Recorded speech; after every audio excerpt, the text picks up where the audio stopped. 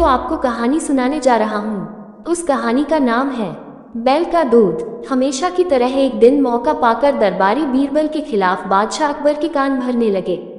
वे कहने लगे, जहां पनाह, बीरबल स्वयं को कुछ ज्यादा ही अक्लमंद समझता है। यदि वह इतना ही अक्लमंद है तो उसे कहिए कि वह बैल का दूध लेकर आए।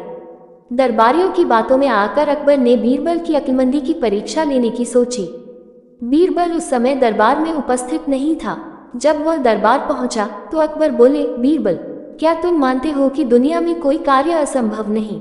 जी हुजूर, बीरबल ने उत्तर दिया। तो ठीक है, हम तुम्हें एक काम दे रहे हैं, तुम्हें उसे 2 दिवस के भीतर करना होगा।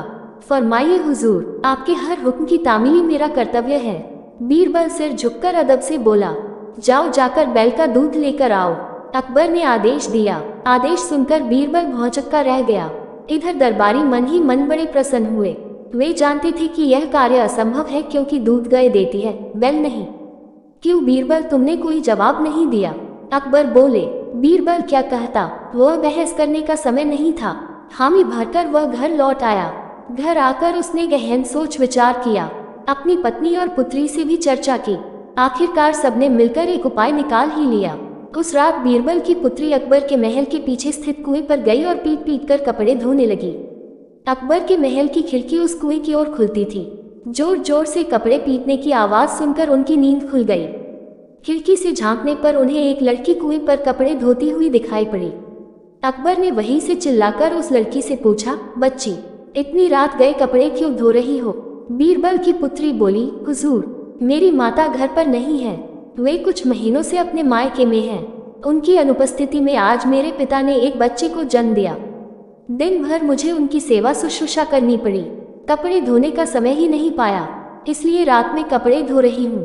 कैसी विचित्र बात कर रही हूँ बच्ची, आदमी बच्चे पैदा करते हैं क्या? अकबर कुछ नाराजगी में बोले, करते हैं हुजूर, जब बैल दूध दे सकता है तो आदमी भी बच्चे पैदा कर सकते हैं। बीरबल की पुत्री ने उत्तर दिया। ये सुनना था कि अकबर की नाराजगी हवा हो गई और वे पूछ बैठे, बच्ची, कौन हो तुम? हुजूर, ये मेरी पुत्री है।